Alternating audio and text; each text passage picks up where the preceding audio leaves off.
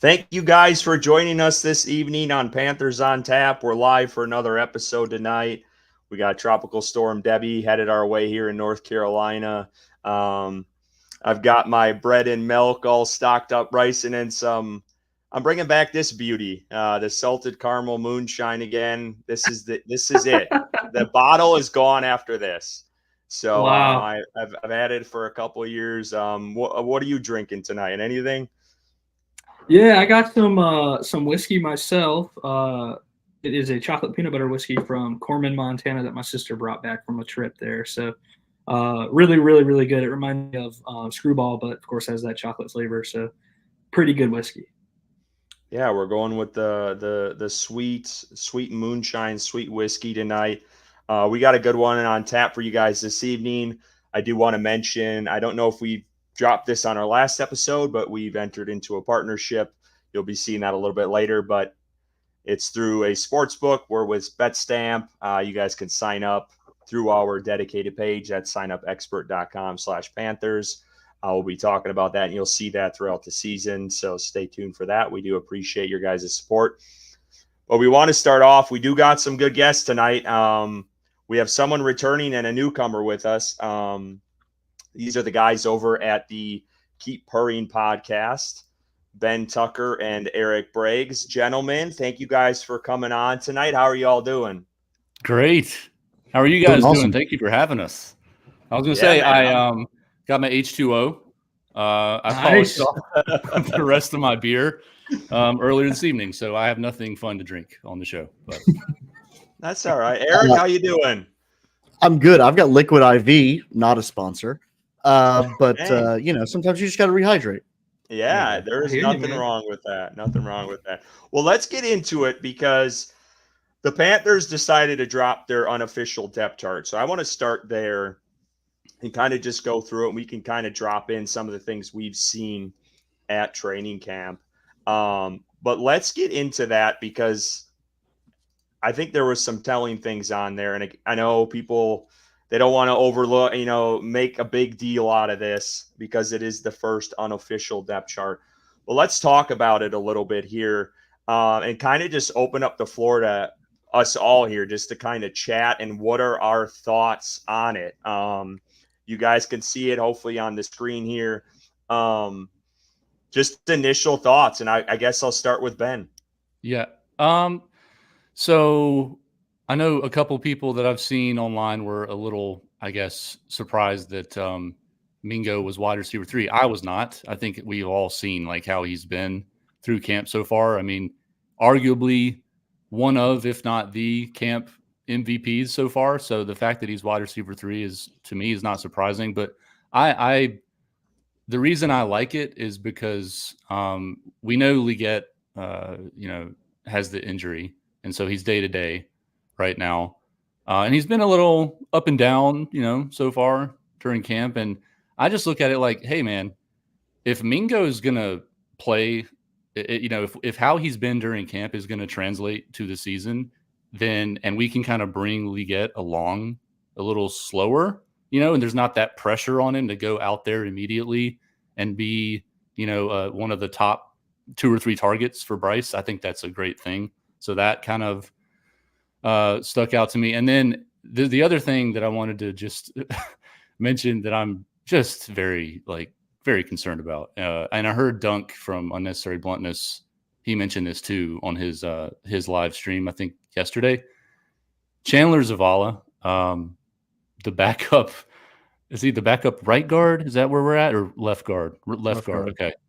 Yeah, I mean, I know like he's there. He's a body, but I'm still very concerned about Zavala in general. I mean, off the season he had last year, what was it, 7.1? He had like a 7.1 pass block score, PFF score from last year. I've seen him get beat several times in camp. So the fact that he's the backup to Damian Lewis, who has also been hurt at times during camp, that's concerning me. Like personally, I don't want Zavala anywhere near being asked to protect Bryce right now in an actual game that counts. But a few other things, but I'll stop there. Those are the first couple things that kind of stuck out to me. Eric, just your initial thoughts on the depth chart. I don't know how much you can really make of this at this point, but what do you think of the wide receiver ranking, I guess? Because that's really been the talk, is how's this wide receiver room going to stack up as we head into the season? Yeah, I think that, for me, the wide receivers is mainly, the talking points here. But I wasn't surprised about Mingo. I was a little bit surprised about TMJ and kind of where he ended up. Just he's had a great camp. So I'm not necessarily surprised based off of his most recent performance. But we just hadn't seen anything out of him in a while. And so I think that he's benefiting from having fresh eyes, fresh people evaluating his talent and his abilities, and seems to really kind of have like a renewed spirit about him there. I do think, trying to figure out how many we end up keeping. Coker's had, some good showings. ISM has had some good showings as well. So I think it's really going to be interesting to see how many we're able to carry, and who we don't dress out on Sundays. Yeah, I'm kind of bouncing back to Ben's point about the O-line. I kind of pose this to you, Bryson, is the Panthers invested heavily. Most would say they probably overpaid for Damian Lewis. Some would say they even overpaid for Robert Hunt. How much they invested in that interior, and we both have been to a couple practices now, and it seems like the O-line is getting beat more often than not, and Bryce Young is getting pressured, and we're seeing DJ Johnson, who's 30 fucking years old, it seems like at this point, and coming his second year into the league. And we're seeing, obviously, Clowney, the guy's a beast. We know that. But Bryce Young, time and time again, being pressured. How concerned are you with this O-line? Are you just kind of blowing it off and seeing until the actual games start? No, definitely not blowing it off. I think we've learned our lesson blowing off concerns in training camp and preseason games last year. But, yeah, I think the times I've been there, Curtis, and the times I've been there without you, I think that, there's been players out. The line really hasn't played together as one. I apologize if you hear my dogs. Don't know why they're barking. But the line hasn't played together as one. Yeah, they're riled up about it too, apparently. But as a cohesive unit, I don't think they've had a whole lot of time together with every single person being in. Taylor Moton's gotten a lot of veteran days. Like you mentioned, Damian Lewis has been out with an injury. I think it takes a while for the offensive line to kind of get on the same page, probably a lot longer than most other positional groups. So it is concerning. I mean, to say it's not is just turning a blind eye, and I think that's irresponsible. We've seen a lot of off-script throws from Bryce Young, which we've talked about, or which they talked about in pressers, and encouraging that Bryce. But I think I can see why he's not playing in the first preseason game. Let's just say that. Yeah, and we'll get to that later. That's a nice little tease for our conversation later on, because I know it's a hotly contested topic on Twitter right now. I think it was Mike K. Mike K. might have been one of the guys over at the Charlotte Observer that put out an article. It had to be in June, maybe even it was Joe Person talking about Chandler Zavala, a possible cut candidate. And I remember retweeting it or quote tweeting it, and I said something to the effect like, I'd be shocked if they got rid of a guy they just drafted last year. But after seeing some of those clips, and after seeing his play last year and then seeing some of those clips on Twitter now, I think I tweeted the other day, who the hell's 62? Because it seems like forever ago that guy was starting last year, which is insane.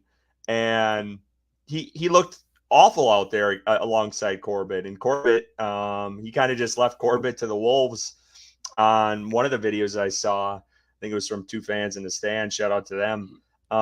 But man, it's crazy that guy was protecting Bryce Young last year. Like, insane to me. So Yeah, I mean, there's definitely concern there with this O line. My biggest fear this season was going to be Icky and Corbett on the O line, on offense, and um, Icky has shown some flashes here in camp. He's had some decent plays, and then there's times where there's guys coming free, and it's is that a guy he's supposed to be getting on the edge there, or is he supposed to let him fly by and they're doing a play action rollout to the right and the guy's coming from the left? But it's concerning, and we're in training camp. We're not in preseason yet, and it just seems like a lot of the times Bryce Young has little time to throw like he did last year, and Panthers spent boatloads of money to try to fix that. So, yeah, I mean, this goes back to everything I've said all offseason, that people need to pump the brakes, because I think this thing's going to take longer than many folks think. I mean, this 8-9 and 10-7 and 7 and whatever combination you want to put out there, I think that's a little steep. I really do. I think we need to temper our expectations going into this year, because I think it's going to take a little bit longer. Dave Canales has talked many times when he's asked about this offense, and he said, yeah, they're doing, they've had good moments. Bryce has been good. He hasn't been great. Like, people need to temper expectations here, because that's where you get yourself in trouble. And I get it. You don't want to be in this, spiral of, losing seasons all the time, but it's going to take a bit for the train to get rolling. Does anyone disagree with that? No, I mean, I agree with you. Like, I want to be, the glass half full optimistic dude, which I normally am, but like, man, I'm also we were just burned so badly last year. And so I am trying to put my, realism hat on this off season. And like Eric and I are we'll do like record predictions and stuff like that. But yeah, I personally can't realistically see more than like 5 to 7 wins. And let's be clear, if we win 6 to 7 games and Bryce Young looks better and we're competitive, and we're in games and we don't look like the worst team in the NFL, like, I think I'd be fairly pleased with that. Like, 100%. we won 2 games last year. So I am trying to temper my expectations, but to what you said, Curtis, and Bryson as well, about the offensive line, like, it is by far my like number one concern with the team right now. And I keep seeing people say, yeah, but when the 5 starters are out there, they've looked pretty good.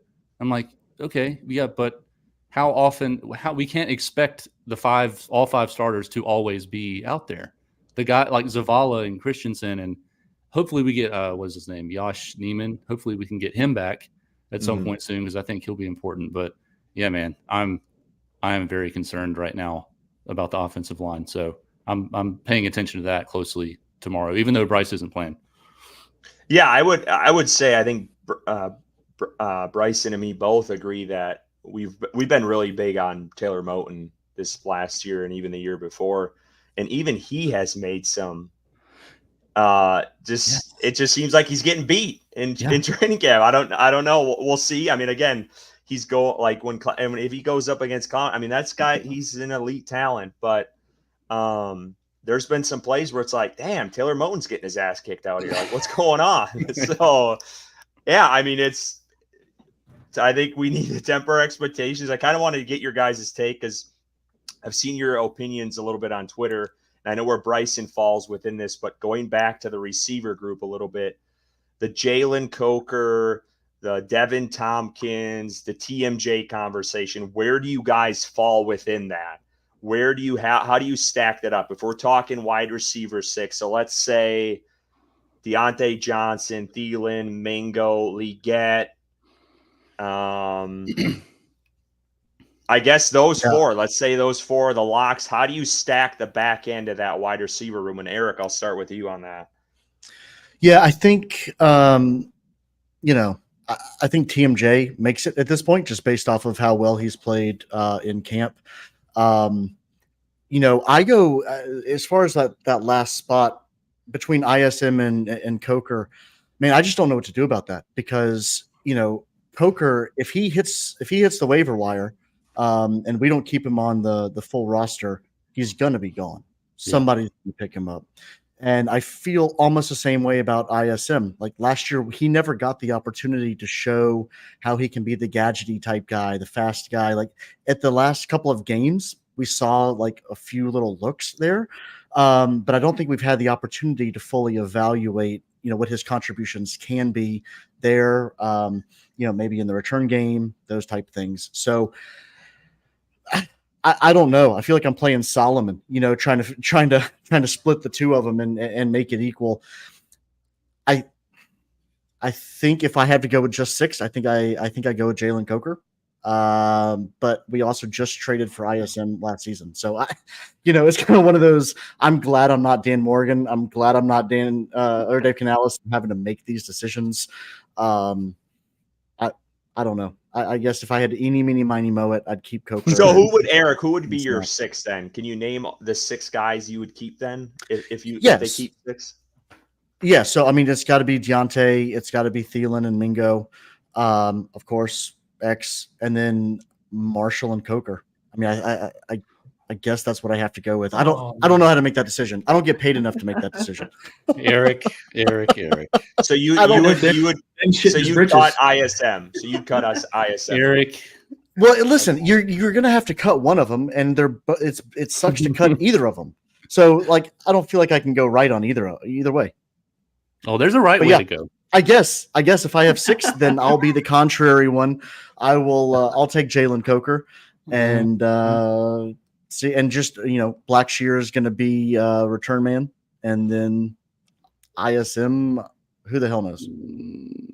Ben, I can see where you're headed with this. Where are you at with the back end, and then your 6 wide receivers? So yeah, I'll go kind of the opposite as far as the ISM.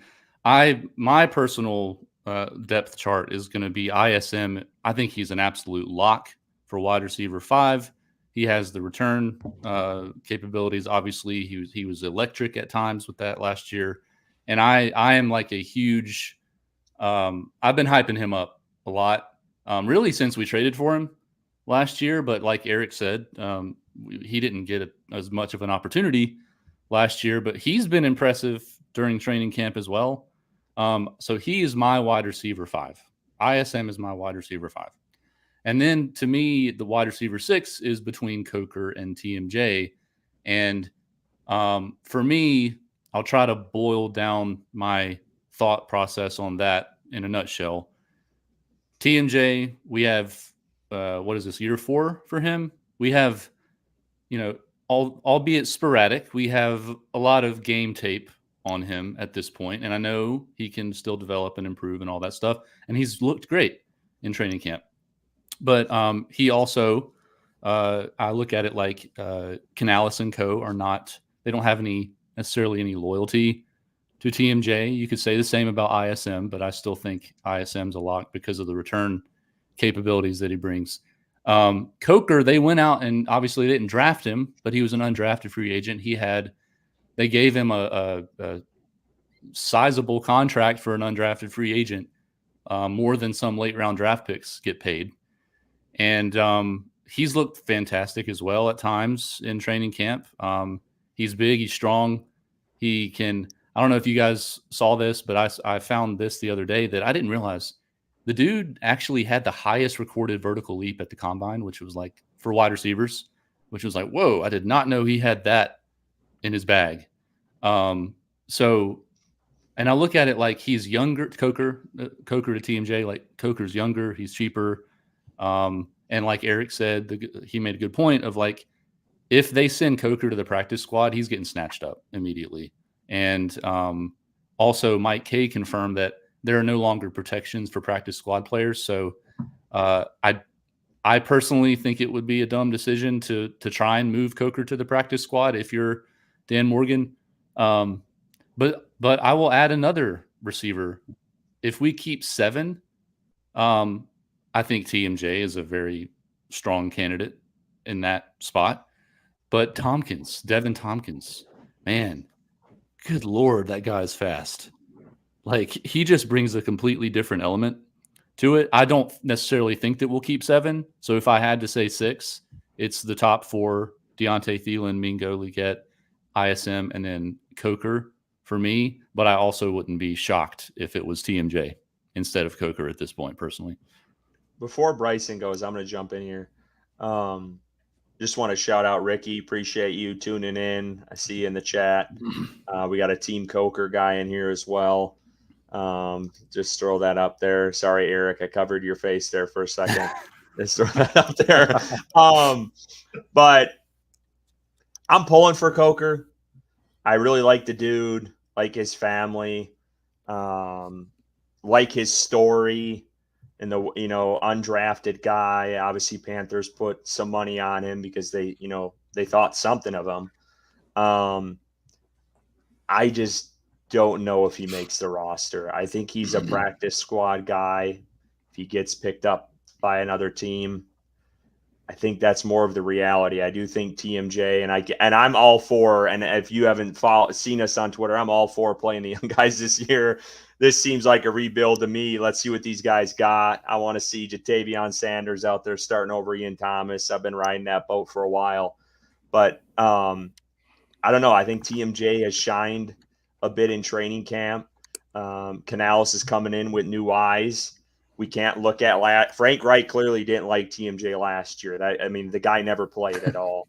And I get it. And I see the complaints online about TMJ, and I get it. I've seen drops at training camp already this year with him. So, but I do think TMJ, if it comes down to it, he's going to make the roster over him.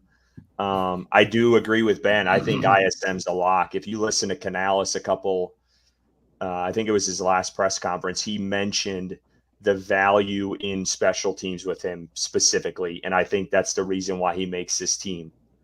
I don't know how much value he's going to add in the wide receiver room and how much opportunity he's going to get. And we'll obviously see with Legette's injury, and we'll talk about that in a minute. But I think at the end of the day, I don't know if Coker's going to make it. I don't. And I get he's a fan favorite because of the story and everything.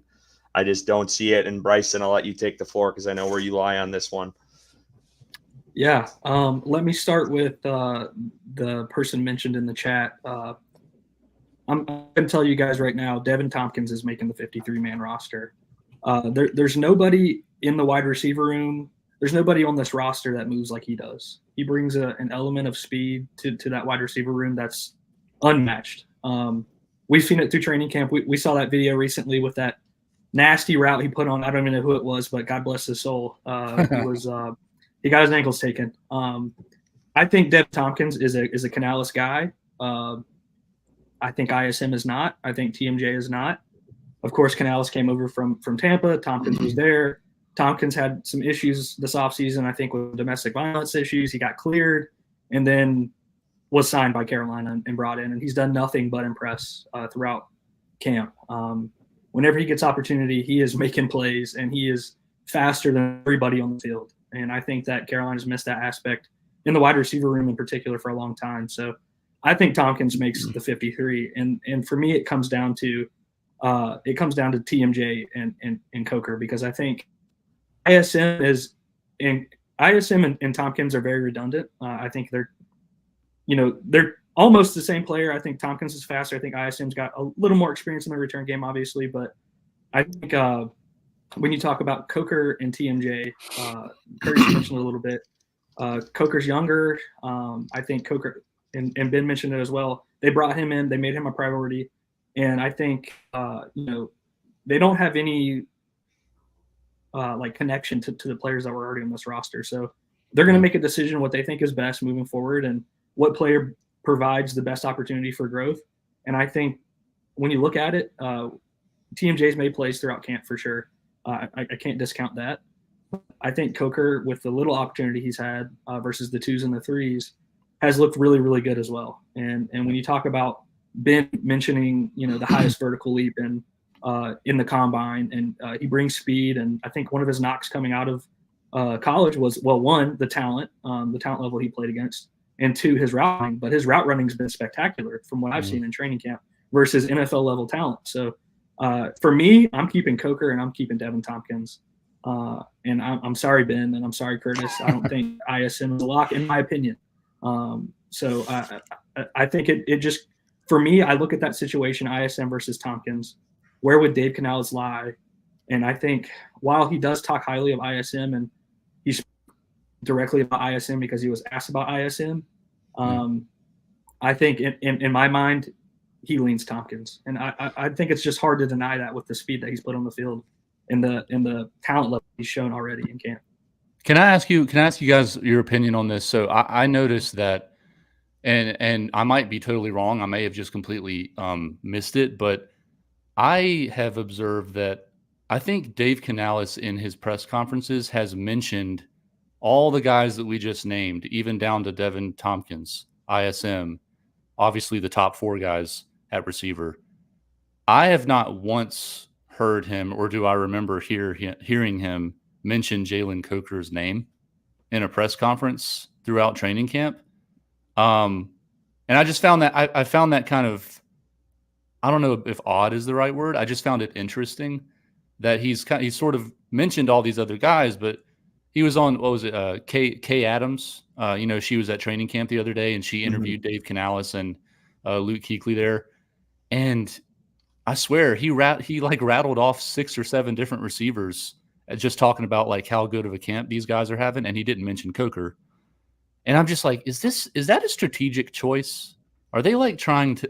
This is like the conspiracy theorist in me right now. I'm like, are they making a strategic choice to like downplay Coker's impact on the off chance that they try and like hide him on the practice squad or something? Like, I don't know. I think you need to put on your tinfoil hat, Ben.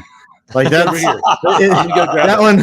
one might be a little bit too far, buddy, because we're going to see him in the we're going to see him in the preseason games. And I think, we're going to see a lot of them. Now, who knows how good the balls are going to be thrown or how well they're going to be thrown. But, we're going to start seeing, what the wide receivers can actually do when we're getting the preseason. We got the Jets practice coming up. Like once we start getting into those things, I remember last year when the Jets came to town, we were like, oh, bleep. after the practice, because we had all been thinking, hey, things were looking really good in training camp, and then reality hit. And so that's what I'm really waiting for, is we're going to see in the preseason games who of these last 4 or 5 who stands out, and who does what ISM did last year, quite frankly, for the Chiefs, right? ISM had like 3 touchdowns or something. He was a preseason MVP. Right. Yeah. So, we're going to see who of the newer guys stands out, in the games. But that Jets practice, we're really going to see where maybe like TMJ is, and maybe, Leggett, and, we're just going to start seeing 4 through 6. We're going to really see where they stand. And I'll say too, Ricky, I know Ricky's in the chat. I don't know if he's still watching or listening, but I think I saw Ricky mention this the other day, that like, hey, one of our receivers ultimately could come from another team. We have a first waiver pickup. Like, what if the Texans cut John Mechie, which I don't think. Bryce Young better be in Dan Morgan's office if that happens. Seriously, I don't know. We'll see, but Coker kind of reminds me, and I can't think of the guy's name, Bryson. I'm hoping you can help me out here, because we talked about him last year. He reminds me of the guy the last couple years in training camp that always made plays. He played like every damn position. And his name's escaping me from last year. And he always made plays when the ball was thrown his way, but he just never made the team. He was always a practice squad guy. And that's kind of how I see Coker. I could be wrong on that. I can't think of the guy's name off the top of my head. I was trying to find about Brandon Zylstra? No, it was another guy. And I don't want to compare the two as like their talent level.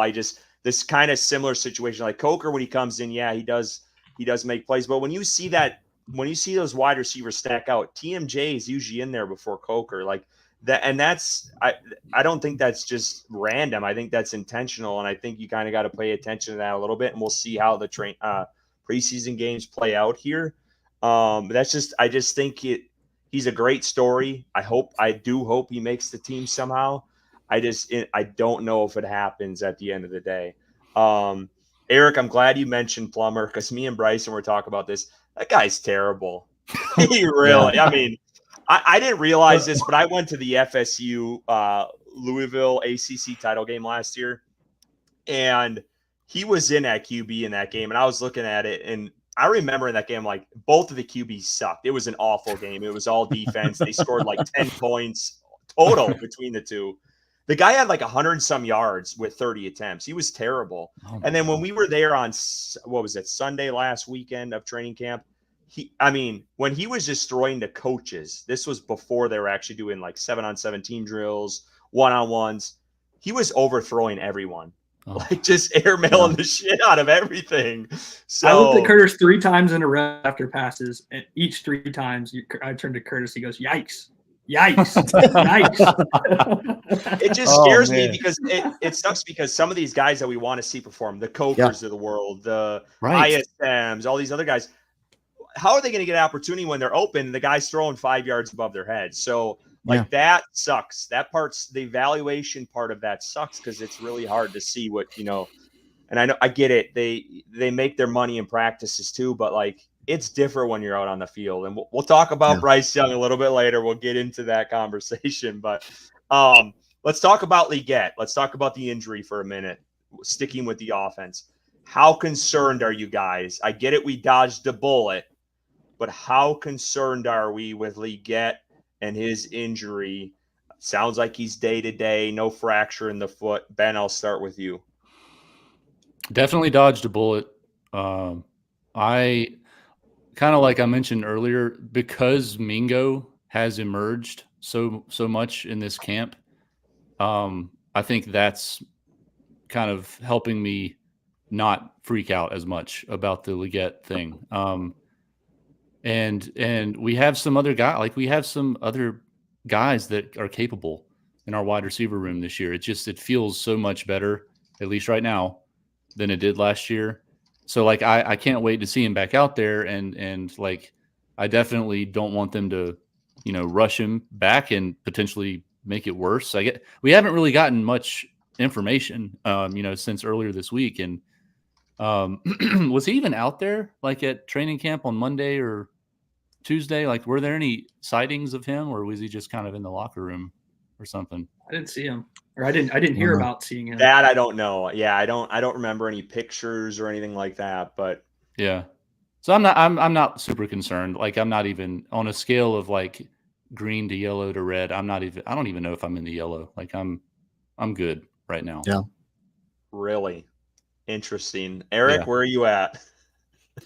Yeah, I'm at like a 3. You know what I mean? If 10 is like, DEFCON 1 and 0 is, we're all good, then I'm at like a 3. So I'm not overreacting. It's something to keep an eye on and to be cognizant of. But it's not time to sound the alarm. We know based off the MRI and the X-rays that there doesn't seem to be any significant damage. Let him hang out, let him get some rehab, let him get some treatment, and we got plenty of time left in the preseason here, so we'll see what happens. But I'm all right with it so far. Can we stop drafting Gamecock players? Like, seriously, it's crazy. Like, these guys are injured all the damn time. Like, we got J.C. Horn, and then we have Leggett. This is his second injury of the offseason. The second one. We're talking about a hamstring injury, and now we're talking about a foot injury that he almost broke his foot on. Like, I mean, that's a little overreactionary. I get that. I understand it. But I'm at like a 7 with this Leggett injury. It's concerning as hell. We saw how long it took Mingo and Bryce to get acclimated last year, and they're still working on it. And Mingo has progressed this offseason working out with Steve Smith. But this guy didn't get any reps in minicamp with Bryce Young.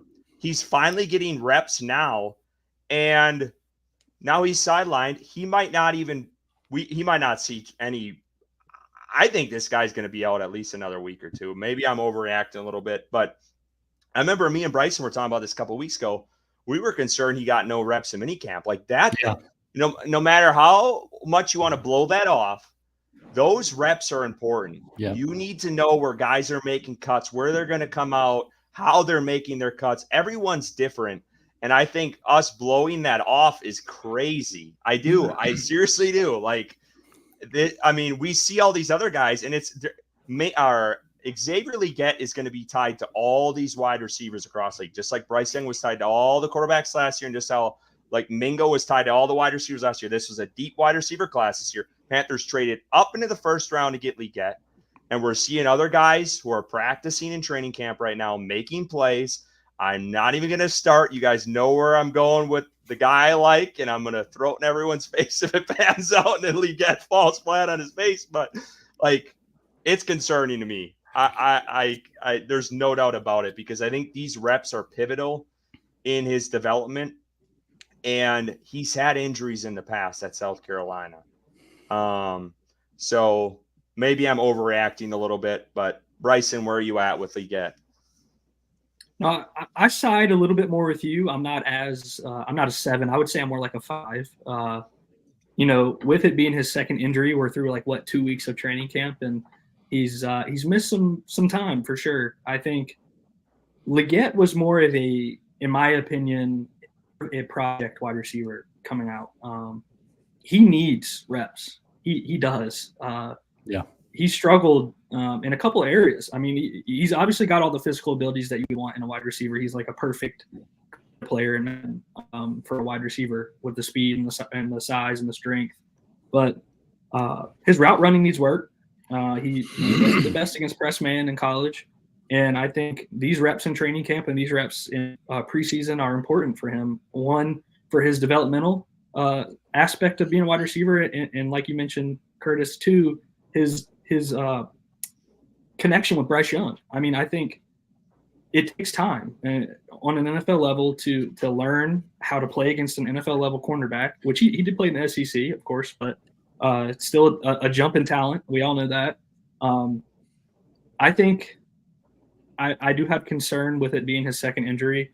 And, when you take into account the injuries that he suffered at South Carolina, and also we have PTSD from the other Gamecock on the team missing a significant amount of time, and him being such a high-level player and missing him and really kind of hamstringing the defense.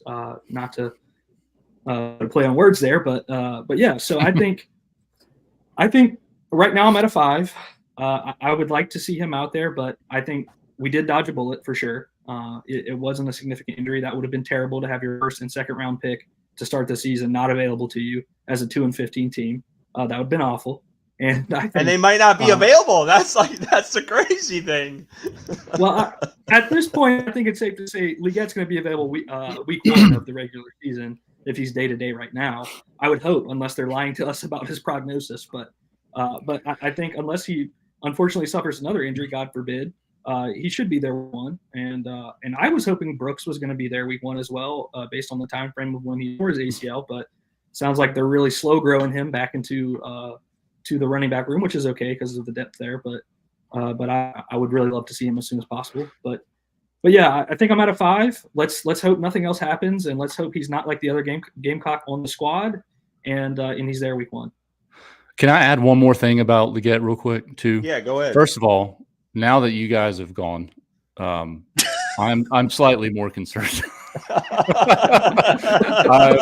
You made some great points, and now I'm a little panicky. So there's that. But I'll also I think once he gets back, he needs reps. He needs to improve his route running, the nuances of the game, like all that stuff. Those are the things that we knew. He was big and strong and fast and can jump out of the building and, can do the jet sweeps and all that stuff. He needs work on the nuances of the game and the rapport with Bryce. But I do also think that once he's back, let's say he comes back, he starts week 1. He's back for the first regular season game. I think that they're going to definitely manufacture touches for him, like jet sweeps, wide receiver screens, deep shots, 50-50 ball, those types of things where they're not necessarily counting on him to go out there and fill the role that Mingo is looking like he's going to fill from day one. So I guess I go back to the Mingo to the Mingo thing. Like if Mingo wasn't looking good right now, I think I'd be at like an 8 with Leggett. But because Mingo's looked good, we know Thielen's going to be there. We know Deontay's going to be there. I'm a little less worried, but again, you guys made great points, and now I've probably gone from like a 3 to a, I don't know, 4.5 or 5. Well, and the thing about it too, and I don't know if I've seen this observation. I mentioned it to Bryson a couple times, and I've only been to 2 practices, so I get it. There's other people who go every day, but like when I've been there, Leggett is not always out there with Bryce Young. He hasn't been. Yeah. When I've been there, Right. he's had like a half dozen opportunities on team. I'm talking team drills, not one-on-ones, not 7-on-7. I'm talking team 11-on-11, and he is not always out there with Bryce Young. He gets maybe one or a couple opportunities here and there. So like those training camp opportunities, they're not a lot already. And now you're scaling that back even more. It just, I don't know. I think I don't want to hit the panic button yet. I'm trying to just stay level headed with everything, but this time is pivotal. And I remember me and Bryson mentioned it, like mini camp, that was pivotal too. People were blowing that up. It's mini camp. It's mini camp. But then we go see Leggett running full on 20 some miles an hour with Deebo Samuel a couple of weeks after he wasn't at mini camp the whole time. So like, let's be smart about this a little bit. I'm not trying to connect the two here with his injury. Now I'm just saying, like, I remember Dave Canales, I'll never forget it. And there was one point I thought his ending presser at minicamp was everyone needs to know their limits going into this break here, where these guys get to go off on vacation, do their own training with their guys, their route gods and all that, whatever it is. It's great. Love the content. But like Leggett was like a couple of weeks later, full on like balls to the wall. And I know Canales said like if it was a game day, he probably would have practiced that week in minicamp. But like, man, I don't know. I'm definitely concerned. Let's talk about tight ends for a minute, and I'm going to try to be fancy here. We'll see how this works. I've never done this before, so bear with me. I'm going to try to pull up something that we captured at training camp, and I hope this is the right one. So this is video. For folks that don't know, not a big Ian Thomas fan, this guy at all. Would like to see some of these other guys. I've been hearing about Ian Thomas's breakout for years. It's never happened.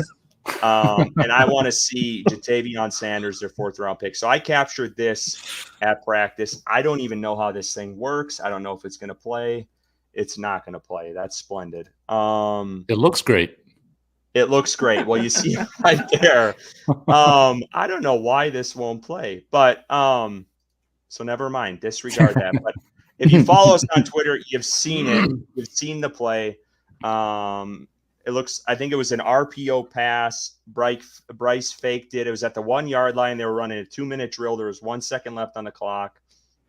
Bryce fakes the handoff to Chuba, pulls back. There's like 2 linemen to Bryce's face. He throws it up to Sanders. He catches it. I think it was, I don't know if it was Nick Scott on the coverage. I can't remember. It was one of the safeties, I think.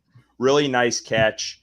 And I'm excited. He had a drop in practice that we were at too.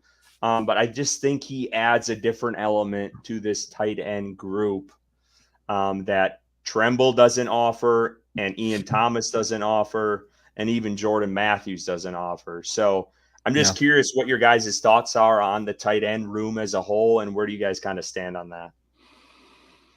Yeah, I mean, for me, I have no idea how Ian Thomas is still on the roster. I mean, I feel like I've said that for a couple of years. I legitimately don't understand it. There has to be some blackmail or something somewhere. He's got something on Tepper. That's the only rational explanation.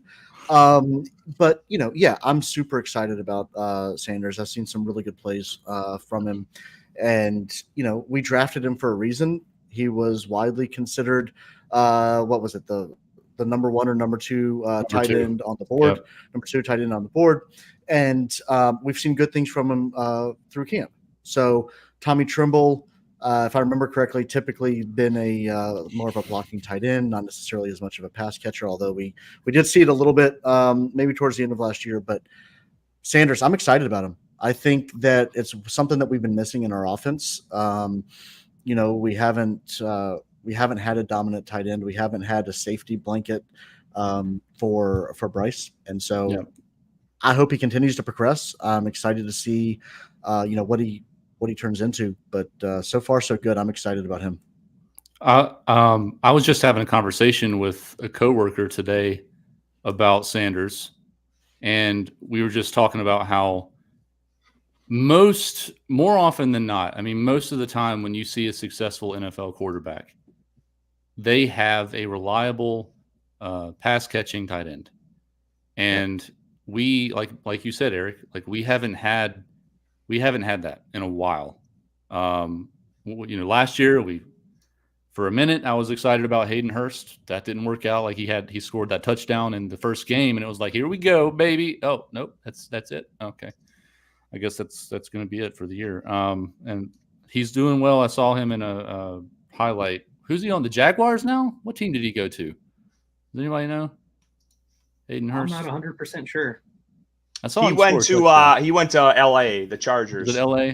Okay, yeah, I saw him score a touchdown in camp. So happy for him. I know he had some health issues last year. It was kind of scary, but yeah, just like look at CJ Stroud.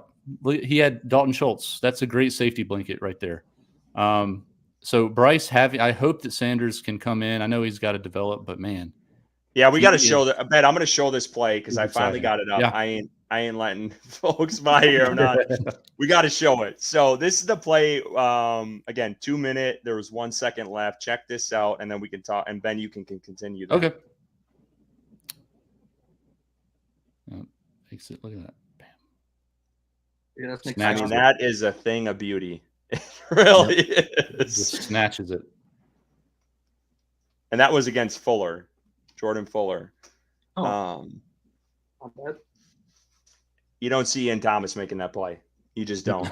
No. You and don't that wasn't and I think, did you already say this, Curtis, that Canales said that like that wasn't the design of the play? Bryce kind of improvised there?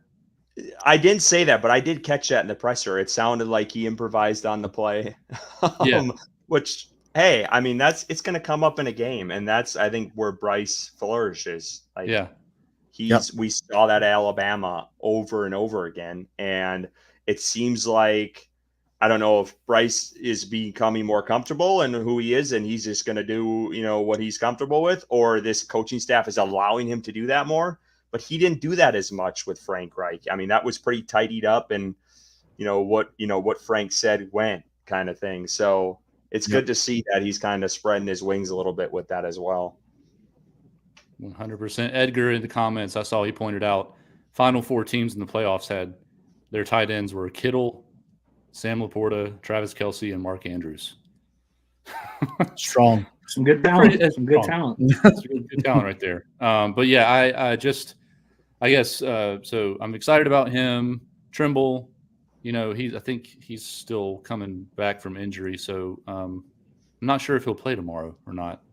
I haven't seen anything about that, but somebody that I think is a dark horse potentially to make the team is the guy that we just brought over, Jacob Hollister, because he has the background with Canales and with Brad Idzik from Seattle.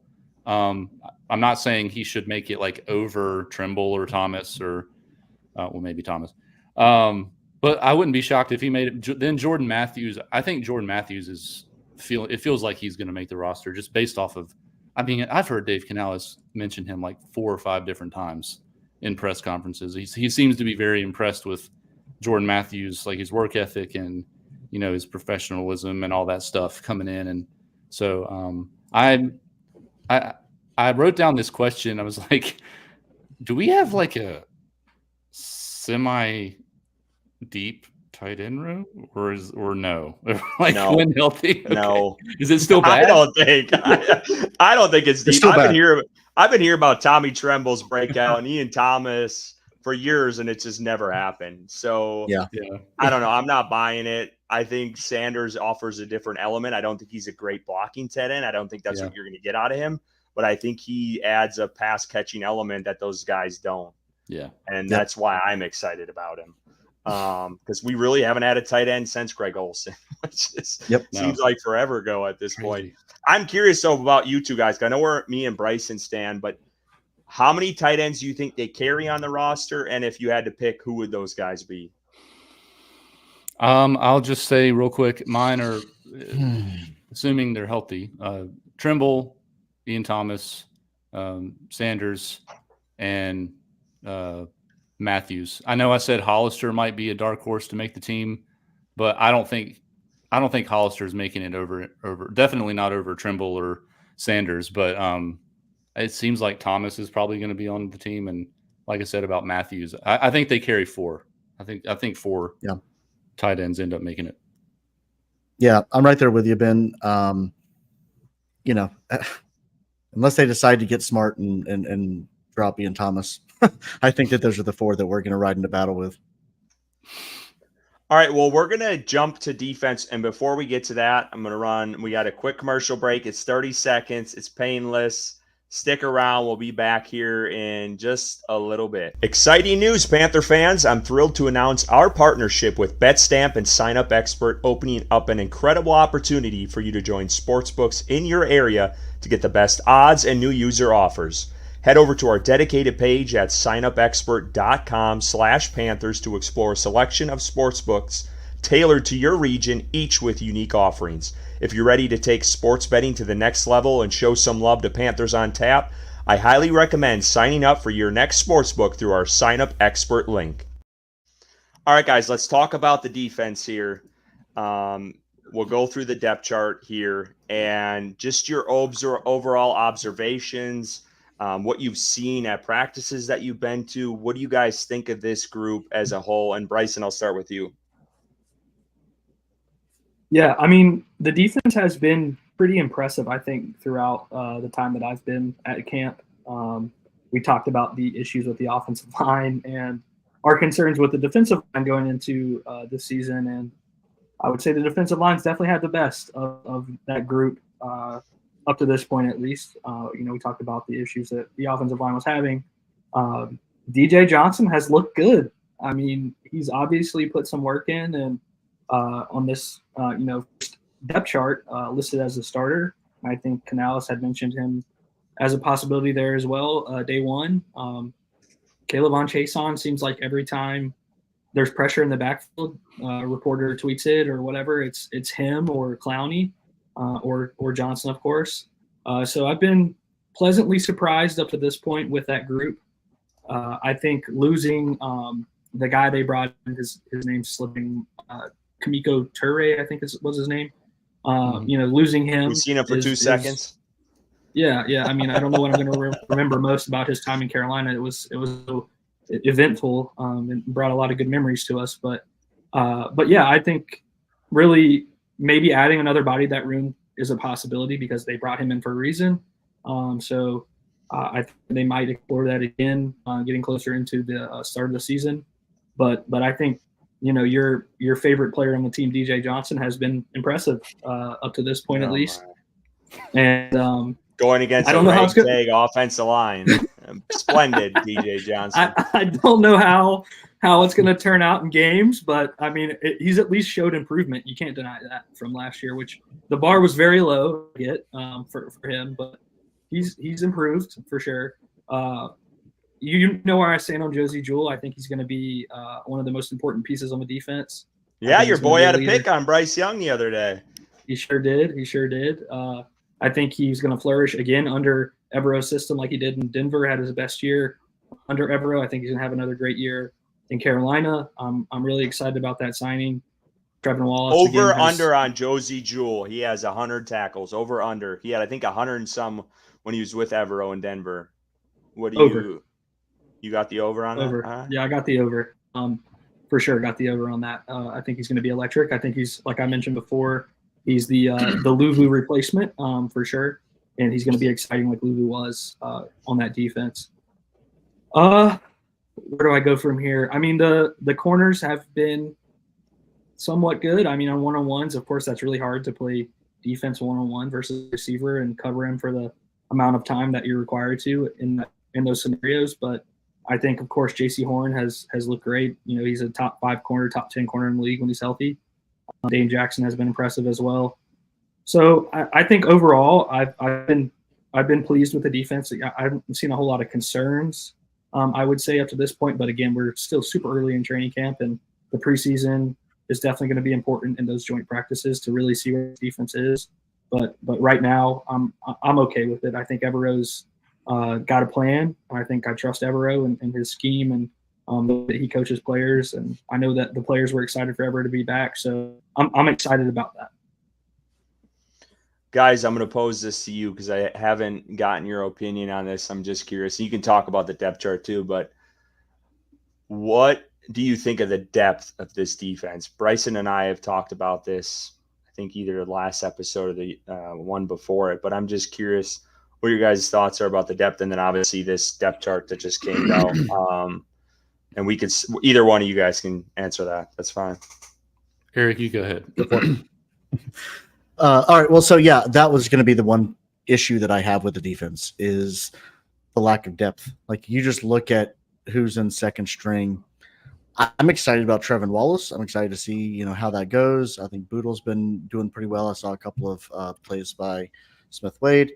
But it's scary. Like, if we lose one or two pieces on the defense, then we don't have a plug and play option in a lot of these positions. So I'm very nervous about that. But they've played better than I thought they were going to. I think that the real strength here is having Evero's, kind of scheme back in. And I think that we have with Jewel and some of the other veterans, there's a lot of familiarity with that. And I think that that's going to be the strength. You've heard, some of the players talk about how Jewel was kind of coaching them up, right, and giving them like insight into the defense and insight into the scheme, and they were really able to kind of coach each other. So I'm excited about the defense. I'm nervous about the lack of depth, but I think the fact that we have continuity and scheme is going to be incredibly important.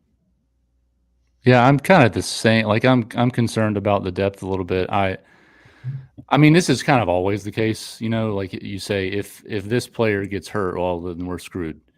But you can definitely say that about this team right now, this defense right now too. Like, I won't lie, Shaq Thompson being out, for a little bit there, the last few practices, that concerned me based on his history. The linebacker position in general, I'm concerned about the depth there. I love Josie Jewell. I think he's, like you said, Bryson, he's going to be fantastic. And if Shaq Thompson's playing, he'll be a good running mate there with Jewell. But then behind them, obviously Trevin Wallace, we have high hopes for what he's going to be. But Dave Canales has made it very clear in press conferences that like he's got a long way to go. He's flashed and he's playing faster and he's developing, but he's still got a long way to go.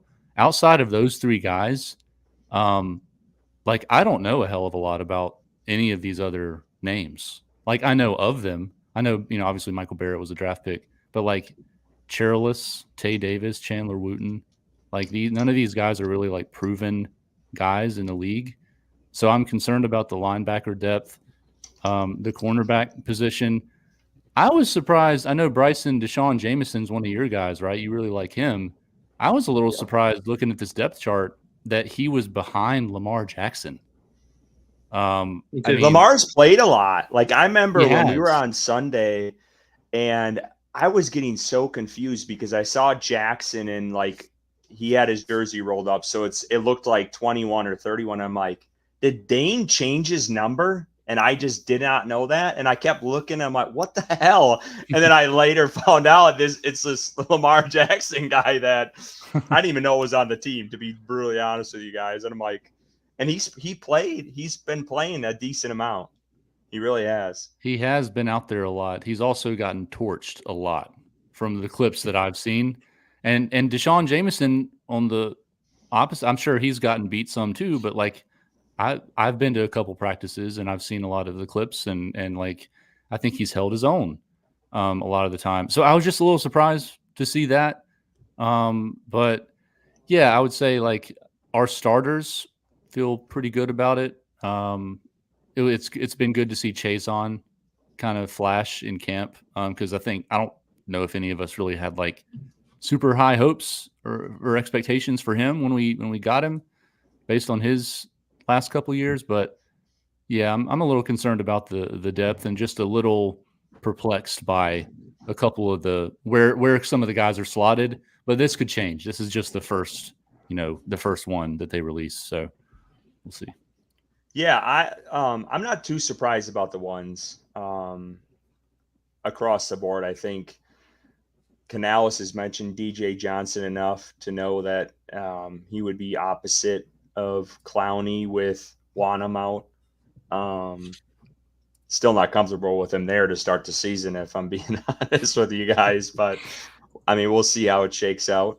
But yeah, the ones, not surprised. TJ Smith, don't know the guy.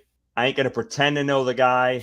But for him to be behind Derek Brown is saying something. And we all need to be watching TJ Smith if you haven't, because the guy's clearly making a name for himself if he's in there in the twos, and he's above Crumedy, who they drafted. So That is telling to me. That was probably one of the bigger ones. I like what I've seen from Trevin Wallace. He's made some plays. It sounds like consistency is the key. Canales, I think, has kind of preached that with when he's asked about Wallace a couple times. So I think Wallace, down the road could be a really good player for us, and they're trying to mold him into that. I just think, with Shaq and, Josie's Jewel experience with Evero, I think that's pretty locked up. But I think there's going to be opportunities for him. I mean, Shaq Thompson's not getting any younger, and he's coming off a couple injuries. But yeah, I mean, across the board, I think most of it, the Lamar Jackson thing, I agree with you, Ben, on there. I thought Jameson would be a little bit higher. Boodle, no surprise. We've been told many times this offseason, keep an eye on Boodle. That's a guy you need to look at. This staff really likes him. So Boodle, he's made the most of his opportunities, I feel like. We'll see. I think, you guys talked about it with depth. That is a concern with this defense. But I will say Clowney has been, I don't know if it's surprised the right word, but I feel like I didn't expect him to make as much noise as I thought he would in practice. Maybe I'm underselling a little bit, but like he's just been everywhere. And I was kind of banking off of, he was, with McDonald, who obviously became a head coach in Seattle, a really good defensive guy. A Baltimore Ravens defense that was stacked and just let Clowney eat. But that guy, even on his own, has just been, destroying guys at camp right now. We'll see what happens in games, because teams, if Wanham's not out there, teams are going to double team him, and let's see what DJ Johnson has, and that's what they're going to do. Yeah. But the run defense, I'm really excited about. I think that is something, and Bryson and I have talked about this many times on the show these last couple of weeks. That is going to vastly improve this season, hopefully. And, teams aren't going to be able to run it at will anymore on the Panthers, which is really good.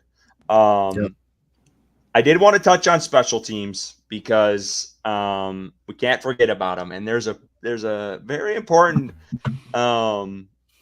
competition going on right now. And that's, clearly we'll see. We'll see how much stock there is in this, but it sounds like Eddie is number one at kicker right now. So that's a notable competition. Then you obviously have the kick returner, which I think is going to play a pretty damn big role in punt return, obviously, as well. But Raheem at number one, and then ISM at number one as well as the punt returner. And this is honestly why I think ISM makes this team without a doubt. He's the one player I will be shocked if he's cut. I would be shocked. Same. I think this just tells the whole tale on it, that they view his return game as something special. And when he has the ball in his hands, he proved it in Chicago last year. When he gets the opportunity, the guy makes something happen. And, but any surprises here with special teams? We'll leave it up to you guys. If Bryson, we haven't heard from you in a bit. What do you think of the initial depth chart? No, I don't think any surprises like we talked about last week. I think Pinheiro is is the leader in the doghouse. I think Mevis has an uphill battle to really win that position unless there's a fallout with a contract, and Pinheiro is headstrong on holding out into the season, which wouldn't make sense because he doesn't make a lot of money. He'd be getting fined a lot of money. I just think he's going to play, and I think it's his position to lose. I think it's pretty evident when you look at the interactions on the field with him and Hecker and Jansen. Pinheiro's normally standing with those guys. Mevis is off by himself. I just think it's Pinheiro's position to lose. Blackshear doesn't surprise me. I believe last year he was one of the top in the league for yards per return on kickoff. He's electric with the ball in his hands. I've been a big Blackshear fan since he's been on this roster. And yeah, I mean, of course, Smith Marset, what we saw last year from him, is a threat when he catches the ball in punt return. There's no denying that at all. But one person I'm surprised not to see is a guy that I am high on is Deshaun Jameson, who is like the all-time leading kick returner in Texas history. Obviously, he's had some reps at training camp in kick return, and I think maybe if they were to make a there's a great example. If they were to I had to make share this. I had to go ahead, Bryce. I don't want to cut you off. Go ahead. No, you're fine. If they were to like if ISM were to be a victim of a cut, then Jameson's name would pop up definitely in that kick return game. But yeah, I just wanted to share this picture with everyone because you mentioned it. You talked about the separation between Pinheiro and Mevis, and this picture does not do it justice because Eddie and Harrison are like 15 yards apart on this. So you don't see the depth, but literally Eddie is by himself. Mevis is doing some stretches like way behind him. And I took this picture on Sunday because I'm like, this sums their relationship up in a nutshell. And then there was a one point where they were doing 11 on 11 on the left side of the field, and on the right side, Mevis was trying to kick the crossbar. So he was standing parallel with the field goal post, and he was trying to kick it in a line. And Eddie, Hecker, and JJ were like 50 yards down the field, all yapping. And it was just Mevis kicking this ball by himself. I wish I was taking a picture of it, but it's just like, that is how this competition has gone. And it kind of cracks me up. But I mean, Eddie, to this point, he's been the most accurate, and he's made some 55 plus even. He's made some of those kicks. And I mean, we'll see, obviously, I think once we get to the games, like tomorrow, which we'll talk about in a little bit, I think it's going to be pivotal because you're only as good as your next kick, and that's just the reality of it. But what do you guys think of the special teams? I would say I wish that we could combine their powers. Like, let's get like Captain Planet. Yeah, Captain Planet. Our powers combined.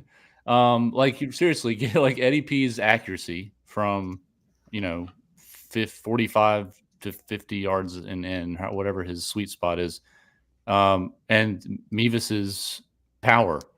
I wish we could combine the two. I will say, like, I'll be honest, I'm kind of rooting for Mevis. I'm rooting for the thicker kicker. I don't, in my gut, I think Eddie P is probably going to end up being our guy. But he's just kind of rubbed me the wrong way a few times.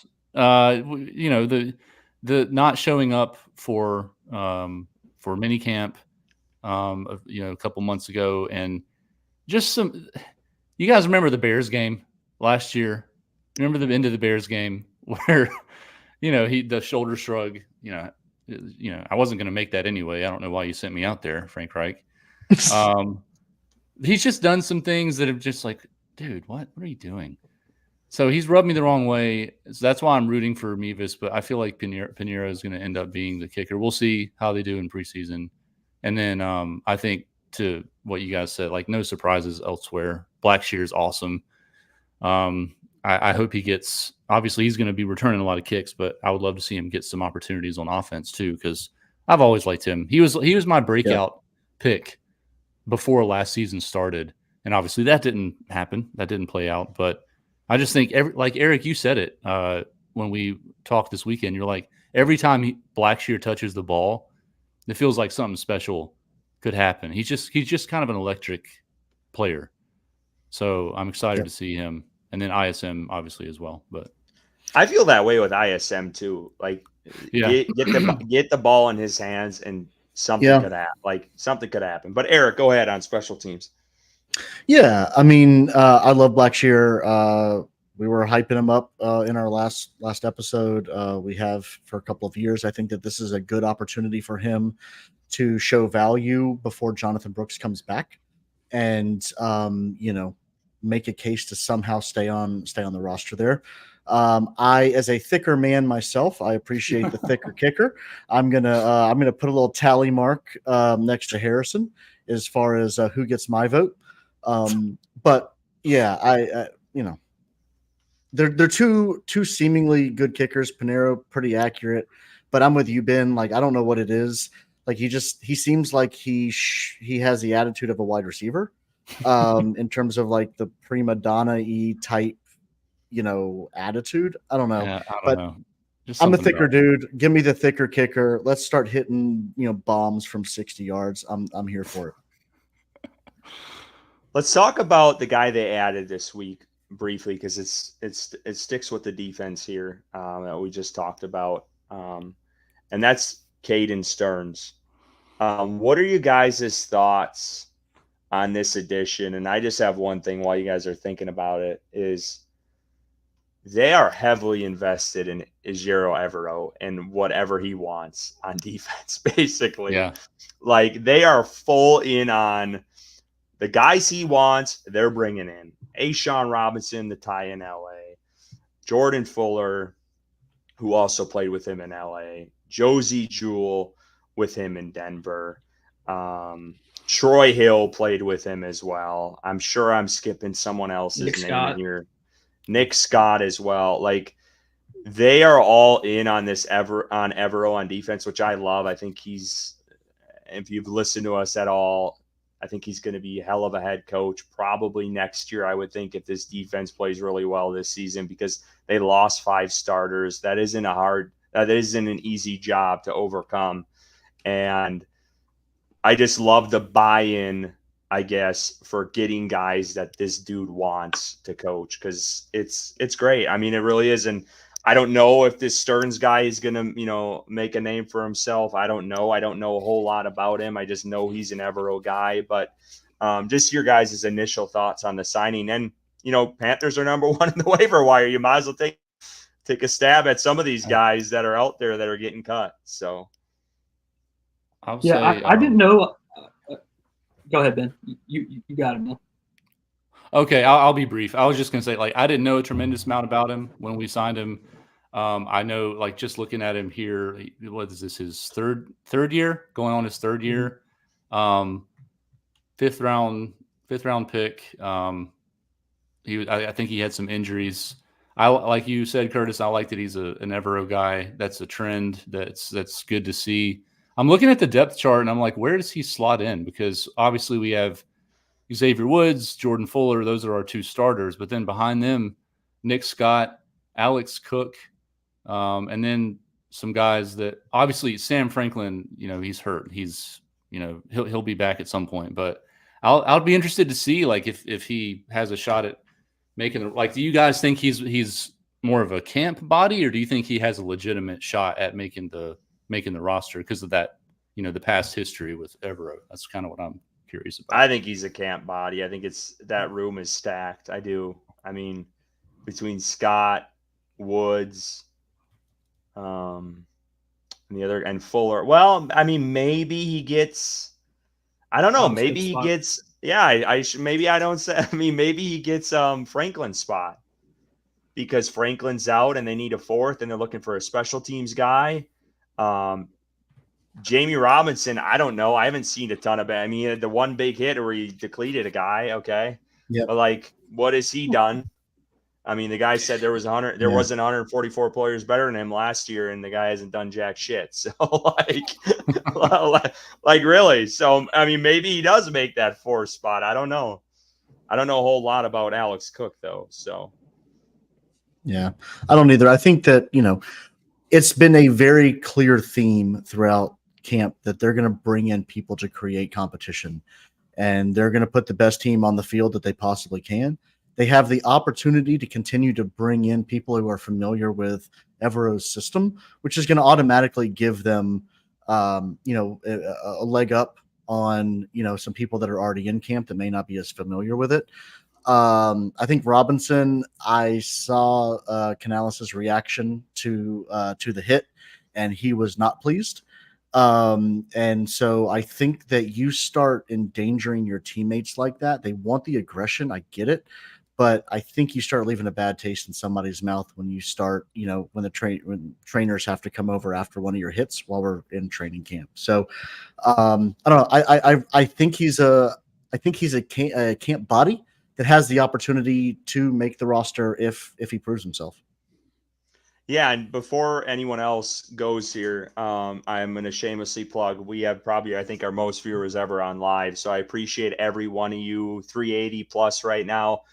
I just want to stop everyone. Please go subscribe to our YouTube, Panthers on Tap. We would appreciate it. Also, I will plug Ben and Eric's podcast, Keep Purring podcast. Subscribe to them as well. But we do appreciate all the support. And comment away. I wanted to mention this off the top. We like to enjoy a couple drinks on this show, me and Bryson and I. So if you have drinks, beers that you think we should try, liquor, whiskey, whatever, any alcohol you think we should try on the show, let us know in the comments, and we'll try to pick out a few, and we'll try to taste those on the episode as well. But just moving forward, I kind of want to let's move to the preseason game now. I don't want to keep you guys too much longer. We're going on $1:15 here and more, but I want to talk. We didn't really talk much about Bryce Young, so let's get to that. And I mean, let's address the elephant in the room, because this has been a hot topic, and that's, Bryce Young not starting on Thursday. So where are you guys at with that? Do you fall on the side of you're not a fan of it, he should be out there, they were 2-14 last year, or we're making a way bigger deal out of this than it should be? And Bryson, I'll start with you. I think throughout our conversation this evening, we've talked a lot about the offensive line and the struggles, and we talked a lot about how bad Jack Plummer is.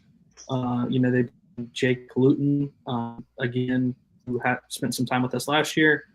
I think, is it worth you weigh the risk? Is it worth an injury behind an offensive line who's still gelling for Bryce Young to play a drive or two in a preseason game, and you're starting with Plummer week 1 at quarterback, and then you're really looking at potentially, if he suffers a significant injury, being the worst team in the league again? And I in my opinion, it's not worth the risk at all. Maybe, game 2 or 3, he gets a couple of drives, I'm fine with that, but minimize it, minimize that risk. I'm totally fine with it. I honestly wouldn't care if he didn't play in any preseason games. I think we saw our history with preseason games. Cam Newton got injured in a preseason game. That really that hurt us for a while with, I believe it was the Liz Frank. He suffered in the preseason game a couple of years ago. So, no, I'm not concerned. I'm not mad. I saw all the chatter about, if the Chiefs and Patrick Mahomes can play in a preseason game, play a quarter, then why can't the Panthers? And we're just not in the same stratosphere as a franchise or as a team. I mean, obviously, we're talking about back-to-back champions, and just different, and we're just not there. So this team is still growing. The offensive line still gelling, and we've seen how bad they were in training camp, in pads and not in pads, struggling to block DJ Johnson. So no, I'm not concerned. I don't think it's I think people are blowing it out of the water. I don't think it's worth the risk. At some point, maybe he plays, maybe he doesn't. I don't care either way. So hold on, before anyone else goes, you would not care if Bryce Young never played a snap this preseason? Would not care at all. That's bold. All right, Ben, let's go to you. Not playing Thursday. Where do you fall on that spectrum? I think at first when they announced it, I was a little bit incredulous. I was like, whoa, what? The initial just kind of like, why is this happening? And I jumped to some conclusions, but then as the week went on, as the last couple of days went on, and I thought more about it, to Bryson's point, like Andy Dalton's hurt. If we know, we've seen it with Cam. Like, you go out there, if we subject Bryce to those hits, because these are guys trying to make the team. Some of these guys out there, some of them might be first stringers, but they're trying to make their money too. And gonna put a hurting or try to put a lick on Bryce if they get an opportunity. And if Bryce gets hurt, we're rolling with Plummer and Luton as our two quarterbacks right now, and that's no good for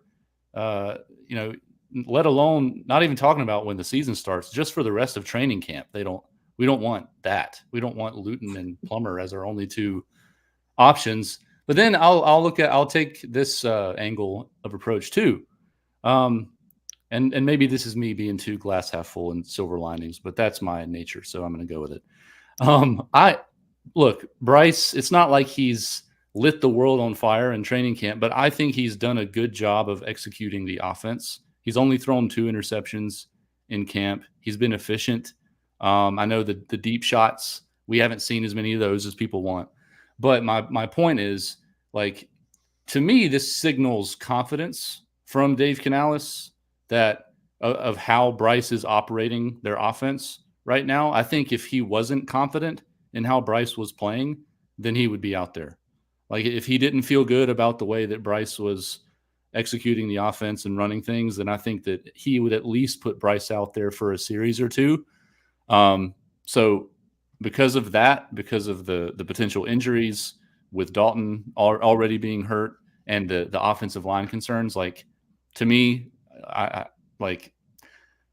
don't know if I would go. I don't know if I'm there yet with Bryson, to what you said of, like, I would be okay not seeing him at all in the preseason, because just from a fan perspective, like, I do want to see him out there, but I'm leaning that direction where I'm like, hey, if Canales thinks that he's, doing a good job of executing the offense, but I don't know. I would like to see him out there at some point, maybe at least in, like, the third game, maybe. We'll see, but I'm not too mad about it.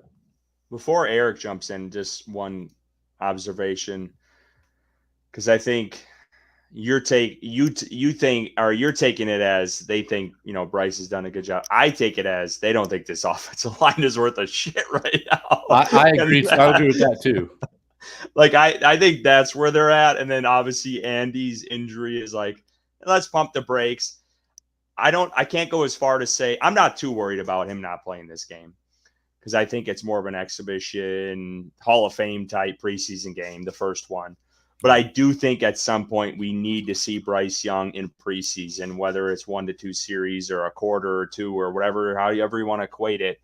I do think with this, a new system, new talent around him, new offensive line, new center. Corbett needs to get snaps with Bryce Young before the season starts. They can't be going out week 1 and that's their first snaps. And I don't think that's the plan. I do think Bryce Young is going to play in a preseason game. That's why I'm not too overly concerned about it at this point. But I can't go as far to say what Bryson said is I wouldn't care if they didn't play a snap. I think that is a little too overboard. I think they need to get some reps in preseason because it's different than a practice. You ain't going up against the same guys. I think the joint practices add some value. I know Edgar mentioned that as well. Throw his comment up here. But I do think at some point Bryce Young needs to get some snaps.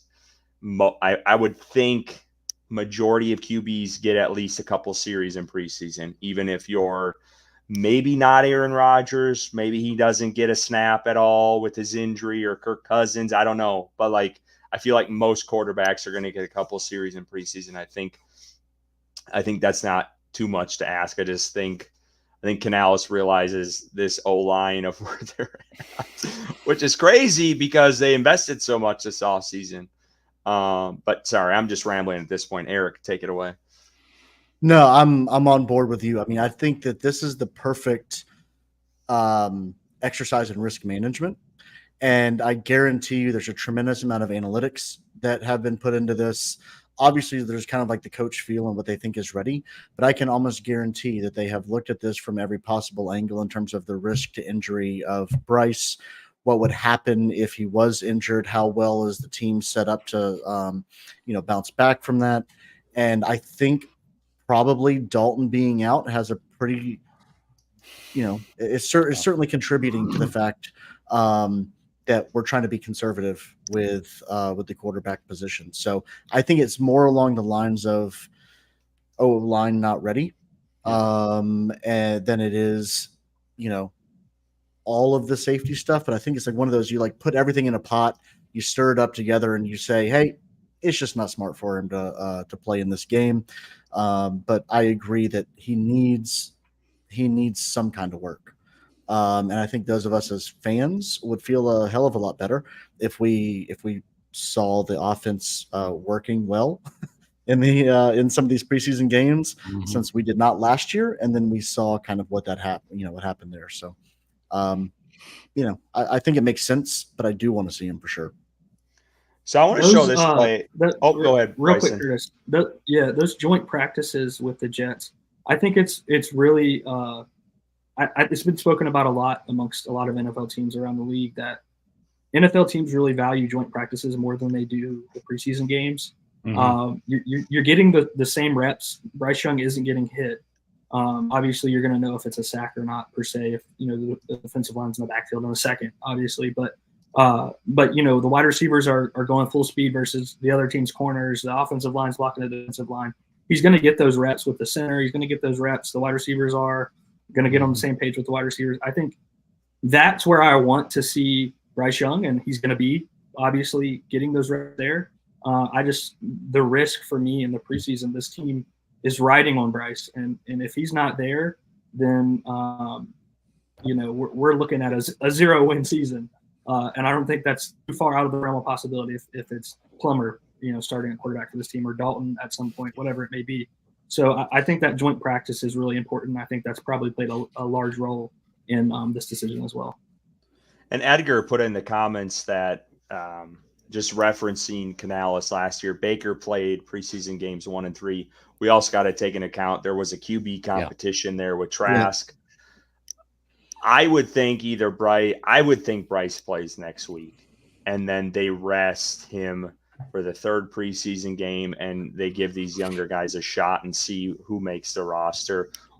I could be totally wrong. Maybe they play Bryce the last week, kind of rolling into the season. So, there's continuity there and there's not a breakup at all. But I do think, and we'll see. I know Frank last year. No, Frank did play Bryce in that Jets game, because I think, Ben, you were putting some highlights out today that Bryce is getting blown up by some of those. I remember that. He was getting destroyed. First snap. It was the first freaking snap, man. His first drop back, I think, like Icky. Yeah, I think it was.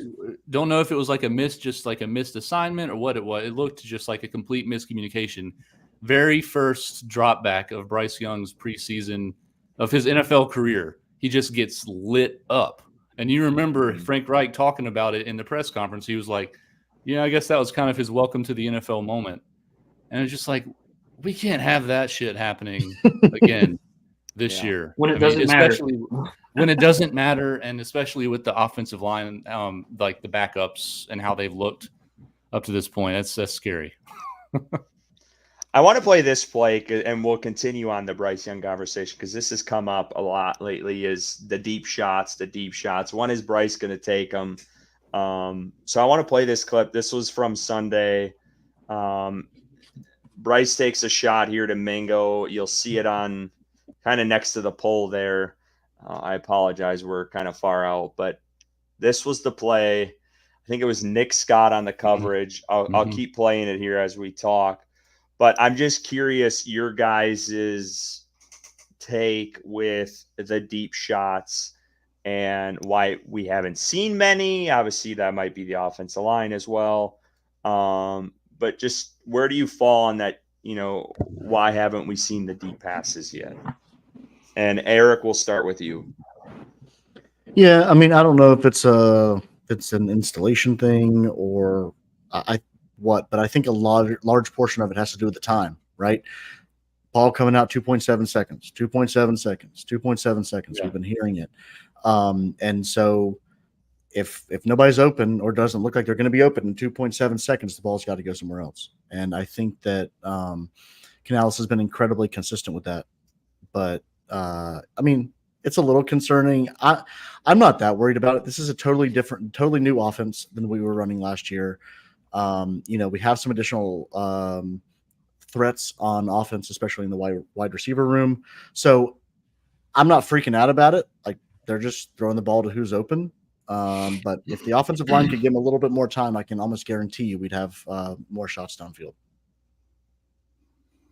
Ben, where are you at? I know I saw you going back and forth with Josh Norris this week. So where are you at with this? Actually, yeah, Josh Norris, he commented on a couple things, and he made the point of like the deep crossers are going to be far more important to Bryce and to this offense than like just the sideline vertical deep shots where you just got like this play with Mingo where he's just mostly just running a streak down the sideline and we're taking a vertical shot. Like, so that was kind of an interesting comment. I mean, I trust Josh Norris's judgment on a lot of things, and thought that was interesting. I will echo what Eric said. The 2.7 or less. How many times have we heard Dave Canales talk about 2.7 or less, about the timing and execution of this offense? And Bryce is dropping back. He's going through his reads very quickly, which he has the ability to do. And then Bryce he's done a lot of playmaking. Like we kind of mentioned earlier, he's getting out of the pocket, making things happen off schedule. I also think the offensive line has played a factor. Like if there's a guy in Bryce's lap in 2 seconds, then he's going to have to roll out of the pocket and make something happen. And then also you got to give some credit to the defense, the first team defense too. And Canales mentioned that in his press conference. He was like, this scheme, Evero's scheme is really good. Like they are trying to take away the chunk plays, and they're not making it easy on this offense at all. So I just think it's multifaceted, the reason that we haven't seen a ton of those deep shots. And I personally am not concerned about it really at all. I think that once we get into the season, I think the way this offense is going to look is we're going to run the hell out of the ball. We're going to get the ball out quickly, get it into the hands of the playmakers in general, 2.7 or less. And then we're going to have calculated deep shots off of that a few times a game. Remember what Dave Canales said before the season, or not before the season, a few weeks back. I think he said this a couple times. He was like, we just need Bryce to play his be 1 of 11, be special 3 to 5 times a game. And so I don't think we're just going to be chucking it deep, super often. I think it's going to be calculated, and we'll see it. But I'm not shocked. Based on all those factors, I'm not shocked that we haven't seen it more up to this point. Bryce? Yeah, I agree. Yeah, same sentiment. Not a whole lot of concern at this point. I know, I said earlier that we saw last offseason into the preseason, into the regular season.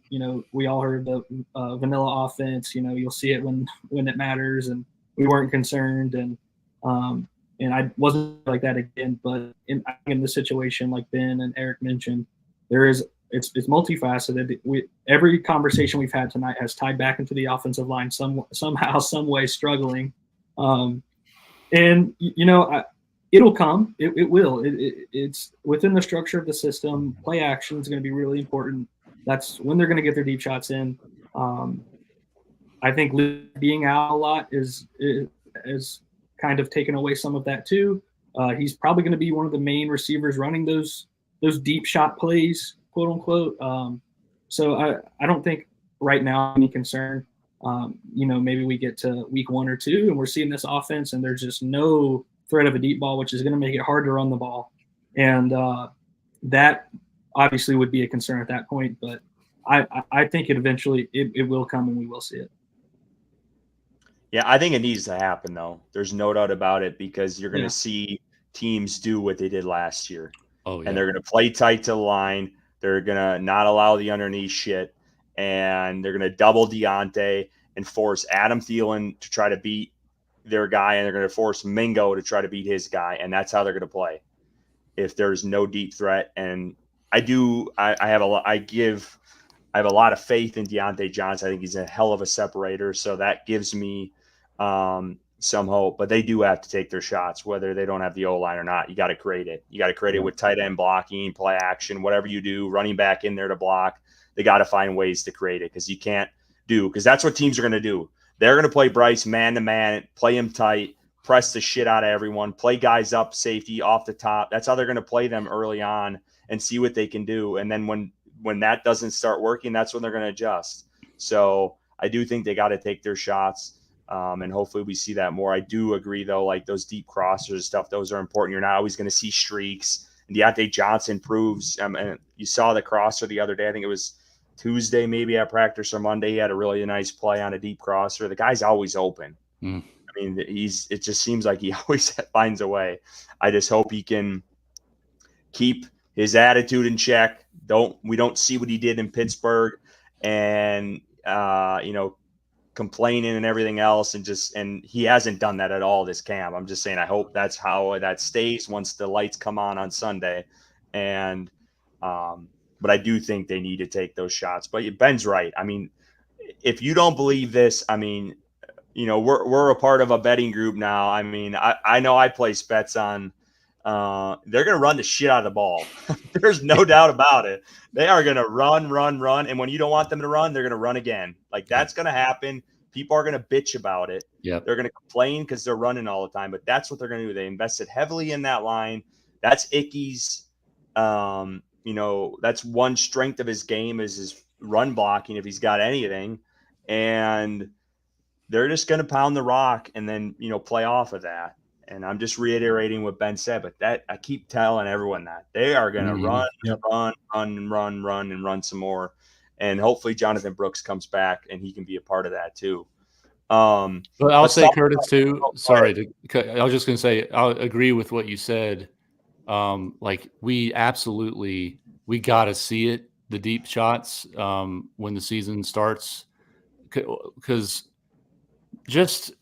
everything was so just difficult for our offense last year because there was no threat of the deep ball. And so the secondary was just sit on routes. And it didn't help that our go-to play was like, okay, Thielen, Mingo, Chark, you guys line up. I want you to run straight and then turn around. Like hitch routes. Yeah. That was like our go-to play. Like if you watched like the QB school guy break down the Panthers offense, it was just pitiful. And so we got to have that threat of the deep ball to open things up. And like you said too, Curtis, whatever it takes, man, if we need to bring in, if we need to scheme up our deep shots by like bringing in an extra offensive lineman or, having a couple tight ends to help with the blocking. The Texans did that. The Texans did that a lot last year in Bobby Slowick's offense, where they would create these calculated deep shots where they had Stroud would just have this like, the Great Wall of China in front of him, and he'd have all the time in the world. And then you got Nico Collins or Tank Dell creating a mismatch, like streaking down the field. And I know we don't have a Tank Dell or necessarily a Nico Collins. We'll see, but I just think like it is.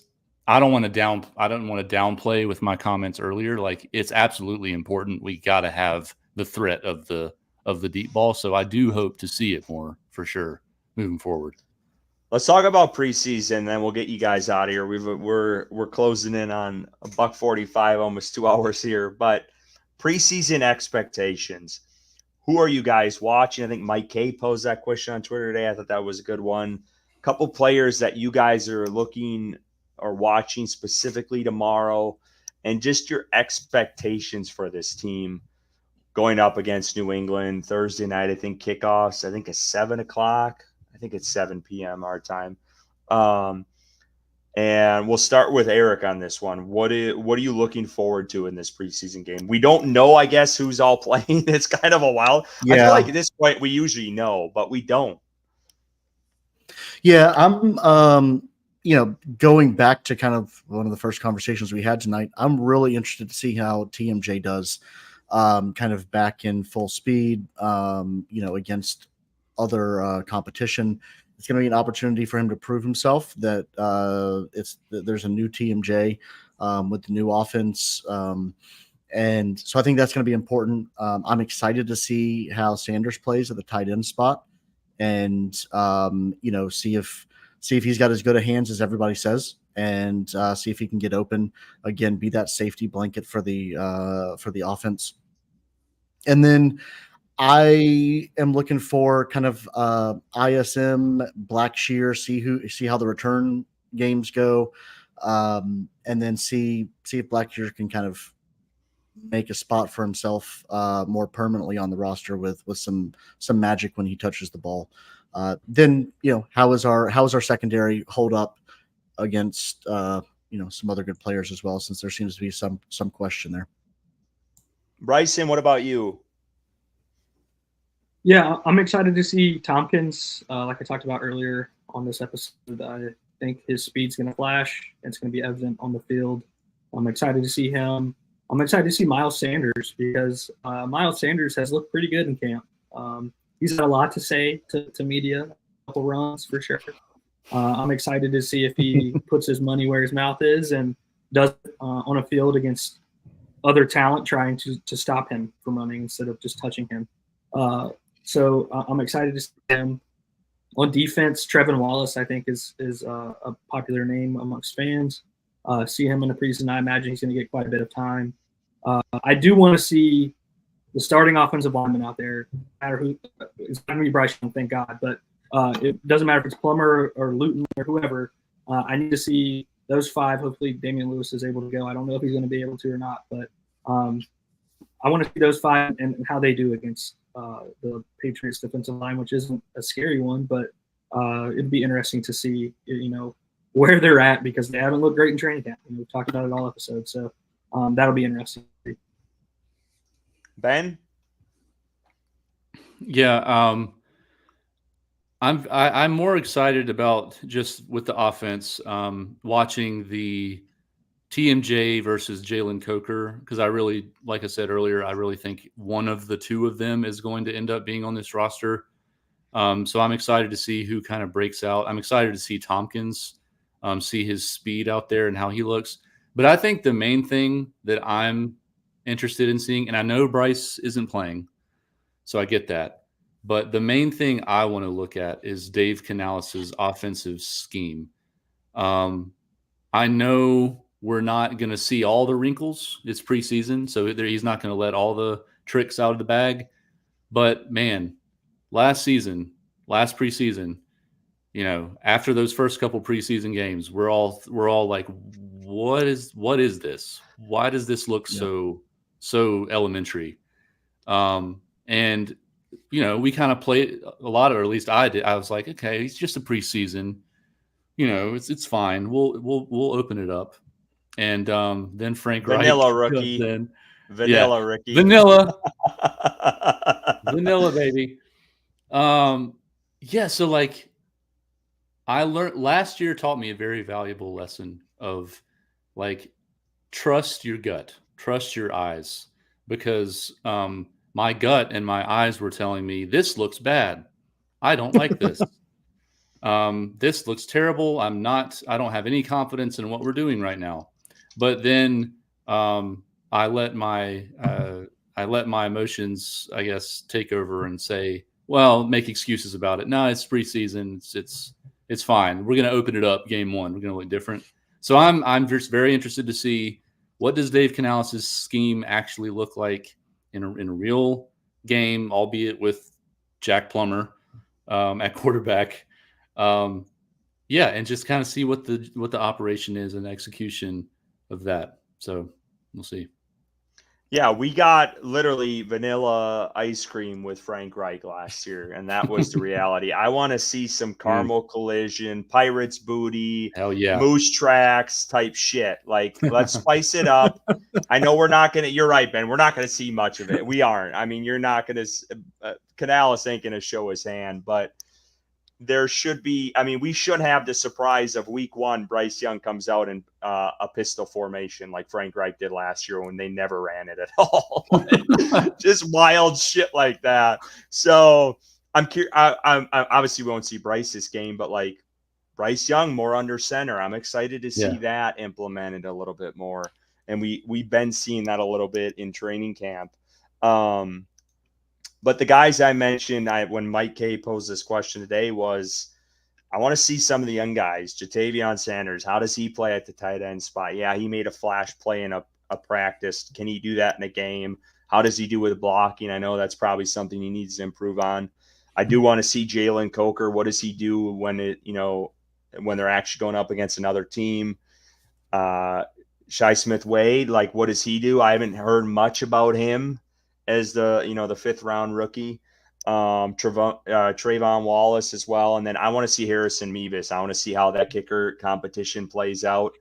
And then to Eric's point too, I want to see special teams, like how this is a whole new special teams game, even for the vets. Like how do these special teams coaches adapt to these new rules? Cause it's different. I mean, it's if you didn't see the Hall of Fame game and you didn't watch the XFL, like it's going to hit you in the face when you see it on a preseason game. So it's a whole different animal. I think it adds a whole new element to this game. And that's why I think some of these special teams guys are going to be way more important. And there's going to be a lot more value on those players than you think. And then on the flip side, I'm curious to see what Drake May's got. Bryson's been buttering this guy up in New England and coming from UNC. What does he have as a rookie? Curious to see how he plays too, and just to see some of those top QBs in the league and how they perform this season. But I mean, football's back. I'm excited. I know Bryce Young ain't playing. I'll be watching it like it's a regular season game. I unfortunately work, so I'll be on my phone watching it. But I'm excited. You guys got a prediction in this one? Let's throw one out. What do you got? Who wins? I know it's preseason. No one gives a shit, but who do you think who wins this game? Bryson, we'll start with you. Carolina's not winning if Plummer's playing most of the game. I'll tell you that right now. Plummer, yeah, I mean, we talked about it. He's not good at all. So I think if May plays a couple series, then they'll put some points up, and I think New England wins probably like 21-10, something like that. Ben? Yeah, I think that with Drake May and who's the other quarterback there? Milton? Is it Joe Milton? Yeah, Milton. I think they're gonna play pretty well against our like second and third stringers. We'll see, but here's my prediction. I don't think that we're gonna win personally, with like Bryson said with Plummer, but I do think that Plummer will complete a deep ball at some point in the game. That's like a 40, 50 yard bomb down the field, and Panthers Twitter is going to explode, having conversations of why can't Bryce do this? In camp, he noodle arm, he can't do this. We got to start Plummer moving forward. So I do think that conversation is probably going to happen. If Plummer can connect on a deep ball, but we'll see. Yeah, before Eric jumps in, Ricky, I totally forgot about this guy because I just don't think very highly of him, and that's Jalen Polk. I'm curious to see what Ricky's been yapping about this offseason with Polk. I know Adonai Mitchell's been lighting it up in Indy, so I'm curious to see how these and Ricky, we still need to make a bet on that. I'm talking to you through a comment here. We need to make a bet on that because I do think Mitchell wins that with ease this year, just from what I'm seeing in training camp. But Eric, what do you got for this game? I'm gonna go with 28-17. We lose, but I'm excited because I think that we're gonna lean heavily on the run, and we're gonna get to see what some of that looks like. And if we have the full offensive line playing with Lewis and Icky on the left side, I just want to see them pancake some people and run straight through them. So I believe that we're going to do it. I think that which kicker is playing tomorrow night? Do we know yet? Because I think they're going to swap. I don't know. I don't know. I'm going thicker kicker. I'm going thicker kicker, hitting a 53-yard field goal. And, that's what we're going to do. But I believe in it. We're going to run the ball. We're going to score some points. It's going to be a brand new season. And while we might lose, we're going to feel better on Friday morning than we did after the first game last preseason. Okay, let's go off script here a little bit, not talking about Panthers. I just want to get your guys' quick observation, then I'll let you go because I know it's late. The Brandon Ayuk situation. Where do you guys fall on there with, we all know Pretty Ricky, and then we have the insiders, and where do you think he ultimately ends up, and why isn't Carolina in on the Brandon Ayuk conversation whatsoever? And I will start with Bryson on this, and then we'll get the hell out of here. No clue why they're not in on it. I think Ayuk would immediately come in, obviously be the best wide receiver on the team, add an aspect that we're not that we don't have right now in regards to an elite top tier receiver. Deontay Johnson's good, but he's not Brandon Ayuk. I don't know why they're not in on it, but I think it's cool to see someone not in that NFL realm who's been pretty accurate for the most part in regards to calling some trades before they were announced by the bigger guys in Pretty Ricky. It's cool to see that, and then him cause such a ruckus amongst those individuals on the higher end of the NFL realm. So I think he's going to be a Steeler. I believe Ricky. I think he's called it since early on when those reporters were saying the Steelers out of it. Now the Steelers are back in it, and now that they're in contact, and the Patriots are out of it. I don't know. I think he's kind of had the upper hand on that, and I follow on Team Ricky over the others. Yeah, and Ricky we trust. If Ricky Raines says I'm the villain, I'm gonna follow the villain. He's played the villain with the insiders. I love every minute of it. I think they're panicking. I really do. Like them about Pelissero the other day. I think it was yesterday. Like pretty much pointing him out without saying his name in his the insiders report. That was like 4 or 5 minutes long. But yeah, I think it's great. I think it just adds another element, and it's cool to see, someone that's not in that little pocket between Schefter and Rappaport and some of those other guys. I think it's good. But yeah, I think he's going to be a Steeler. I think it would be nice to have Carolina in the conversation. And when we do see the compensation, I don't think it's going to be a first-round pick. And I think people are going to go and lose their minds on Panthers Twitter. And yeah, maybe Dan Morgan should be calling up San Fran and dabbling a little bit and trying to make the best out of his Scott Fitter impression with it on every deal. But I don't think they do. I don't think they're touching that at all. But yeah, I mean, people are going to be surprised when he's they get a second or third round pick for him. But Ben, where are you at with it? Yeah, I'm with you guys. I think it feels like he's going to be a Steeler. I work with a Steelers fan, and they're all over it, and they are highly confident he's going to be a Steeler at this point, which that's Ayuk and Pickens is a scary combo. That's elite. And as far as the Panthers, man, I wish they would throw their name in the hat. I just feel like I know it's Bryce Young has a lot to prove. But I think that the Panthers are fully invested in him. And right now, if there's ever a time to pay a wide receiver, a big contract, it's when your quarterback is on their rookie deal and they're cheap. Because once we've seen it. Like look at the Bengals. They're not going to be able to keep Jamar Chase and T. Higgins. T. Higgins probably going to be gone after this year. So I just look at it like I know we already have Deontay, but Ayuk is a different level, and you stack talent, whenever you can. So I wish that they were in on it. They're not. Doesn't seem like they are. So I think he's a Steeler. Yeah, just quick before Eric jumps in, I'm just taking this from the Charlotte Observer. So, and I don't know if this is accurate or not, but they're saying